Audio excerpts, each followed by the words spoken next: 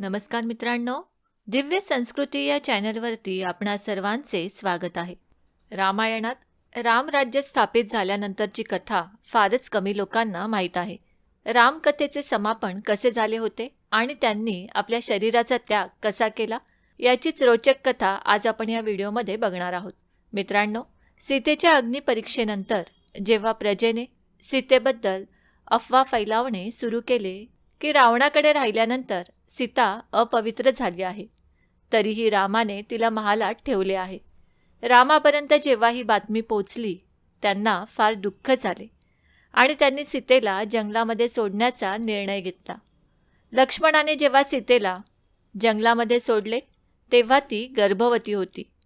तेथे ती ऋषी वाल्मिकीच्या आश्रमात राहत असून तिने 2 मुलांना लव व कुश यांना जन्म दिला. रामाने जेव्हा राजसूय यज्ञाचे आयोजन केले तेव्हा लवकुशने रामायणाचे गायन केले. तेव्हा श्रीरामाला जाणीव झाली की सीता पवित्र आहे आणि त्यांनी ऋषींचा सल्ला घेऊन सीताच्या परीक्षणाचे निर्णय घेतले. सीतेने ते स्वीकार केले. सीतेने यावेळेस देह सोडण्याचा निर्णय घेऊन पृथ्वीशी प्रार्थना केली, हे माते, मी कधीही रामाशिवाय कोणाचा स्पर्श केला नसावा. आपले सतीत्व भंग केले नसतील तर तू मला तुझ्यात सामावून घे.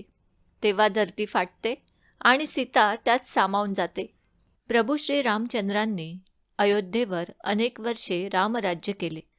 प्रभूंना आपले अवतार कार्य संपवण्याची आठवणच राहिली नाही. सर्व देव चिंतातूर झाले. भगवान विष्णूंना वैकुंठात परत आणणे आवश्यक होते.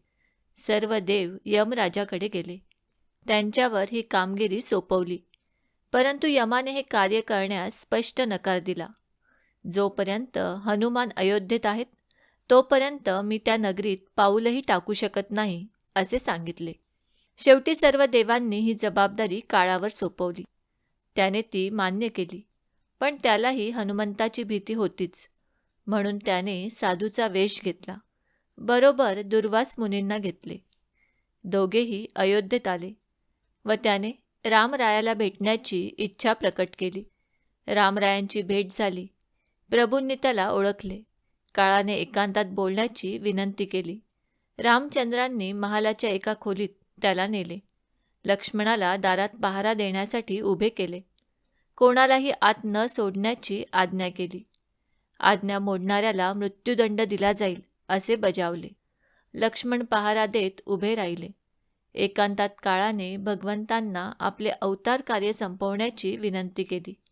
एकांतात काळाने भगवंतांना आपले अवतार कार्य संपवण्याची विनंती केली. प्रत्येक जन्माला आलेल्या जीवाला मृत्यू अटळ आहे या सत्याची आठवण करून दिली. प्रभूंनी आपली विवशता बोलून दाखवली. लक्ष्मण व हनुमंत यांच्या भक्तीने मी बांधला गेलो आहे. ते मला अवतार संपवू देणार नाहीत, असे प्रभू रामांनी काळाला सांगितले. लक्ष्मणांना बाजूला करण्याची योजना मी केली आहे, असे काळाने सांगितले. ती जबाबदारी दुर्वासांना दिल्याचे सांगितले. तुम्ही हनुमंतांना बाजूला करा अशी विनंती काळाने केली. प्रभूंनी त्यास होकार दिला. तोपर्यंत दुर्वास मुनी तेथे आले. त्यांनी रामास भेटायचे आहे असे सांगितले. लक्ष्मणाने नकार दिला. प्रभूंची आज्ञा सांगितली, पण दुर्वास ऐकेनात. ते अत्यंत क्रोधित झाले. आपली भेट नाकारणाऱ्या श्रीरामास आता मी शापच देतो असे म्हणू लागले. लक्ष्मणापुढे धर्मसंकट उभे राहिले. मुनींना आत जाऊ द्यावे तर बंधू आज्ञेचे उल्लंघन होईल व मृत्यूदंडाला सामोरे जावे लागेल. नाही जाऊ द्यावे तर पितृतुल्य बंधूंना मुनी शाप देतील. शेवटी लक्ष्मणाने मृत्यूला सामोरे जाण्याचे ठरवले. रामरायांना विचारून येतो असे म्हणून लक्ष्मणाने खोलीत प्रवेश केला. इकडे दुर्वास गुप्त झाले. लक्ष्मणाला पाहताच रामचंद्रांनी त्याला आपल्या आज्ञेची आठवण करून दिली, परंतु दुर्वास आल्यामुळे आज्ञा मोडावी लागली असे लक्ष्मणाने सांगितले. प्रभूंनी त्याला मृत्यूदंड घेण्यास सांगितले. अयोध्येच्या बाहेर तू निघून जा, हाच तुला मृत्यूदंड असे सांगितले. समोर प्रत्यक्ष काळाला बसलेला पाहून लक्ष्मण काय समजायचे ते समजला. राजमहालाच्या बाहेर पडून लक्ष्मण शरयू तीरावर गेला. शरयू नदीत आपला देह त्यागून आपल्या मूळ स्वरूपात म्हणजेच पुन्हा शेष होऊन प्रभूंच्या येण्याची वाट पाहत बसला. इकडे प्रभू रामचंद्रांचा काळाने निरोप घेतला. प्रभू खोलीच्या बाहेर आले. त्यांनी आपल्या हातातली अंगठी काढली. महालाच्या 2 दगडी फरशांमध्ये एक छोटीशी फट होती. त्या फटीत ती अंगठी टाकली. हनुमंताला बोलावून आणण्याची आज्ञा केली. हनुमंत आले. प्रभूंनी त्यास अंगठी फटीत अडकल्याचे सांगितले. हनुमान अंगठी काढू लागले, पण फट लहान असल्याने काही केल्या अंगठी निघेना. मग हनुमंताने सूक्ष्म रूप घेतले व त्या फटीत गेले. पण ती फट म्हणजे एक सुरंग होता. त्या फटीतून हनुमंत थेट पाताळात गेले. इकडे लक्ष्मणाचा वियोग आपणास सहन होत नाही, म्हणून आपणही आता शरयूमध्ये जातो असे सर्वांना सांगितले. प्रजाजन रडू लागले, शोक करू लागले, रस्ता अडवू लागले. प्रभू मात्र कोणाचे ऐकेनात. शेष त्यांची वाट पाहत होता.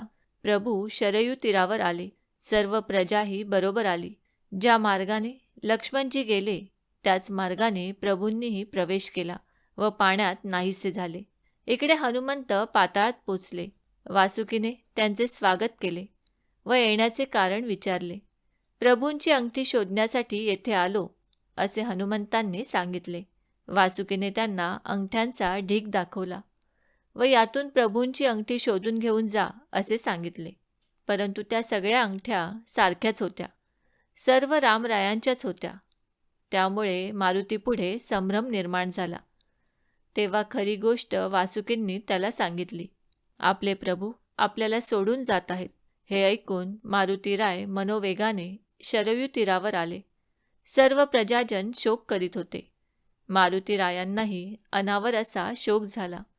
त्यांनी प्रभूंना दर्शन देण्याची विनंती केली. तेव्हा शरयूतून शेषावर पहुडलेले भगवान महाविष्णू प्रकट झाले.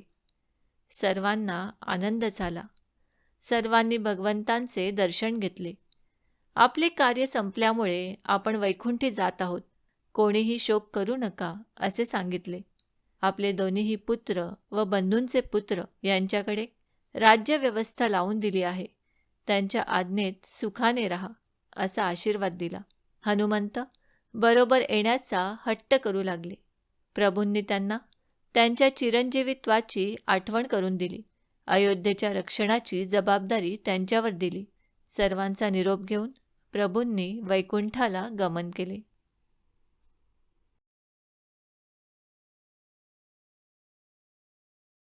मित्रांनो, आम्ही अपेक्षा करतो की आम्ही सांगितलेल्या माहितीचा तुम्हाला सर्वतोपरी लाभ होईल. माहिती आवडली असल्यास ही माहिती तुम्ही मित्रपरिवाराबरोबर शेअर करा आणि अजूनही जर तुम्ही दिव्य संस्कृती या चॅनलला सबस्क्राईब केलं नसेल तर आमचे नवनवीन व्हिडिओ पाहण्यासाठी चॅनलला आजच सबस्क्राईब करा. धन्यवाद.